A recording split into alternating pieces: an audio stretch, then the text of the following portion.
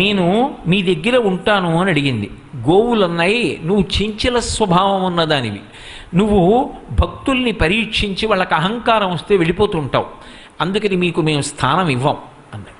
కాదు కాదు, నేను అలా వెళ్ళడం వెనక రావడం వెనక ఒక తాత్పర్యం ఉంది, నేను లోకమాతని, నాకు స్థానం ఇవ్వకపోతే ఎలా అని అడిగింది ఆవిడ. అడిగితే అవన్నాయి, మా పేడ ఎక్కడ ఉంటుందో అందులో ఉండు, మా మలస్థానమునందు నివాసముండు. అందుకే గోవు యొక్క పృష్ఠభాగం ఒక స్థానమైంది. నేను చెప్పట్లేదు, వ్యాసుల వారు భారతంలో చెప్పిన మాట. కాబట్టి మీరు భారతం పరిశీలించండి.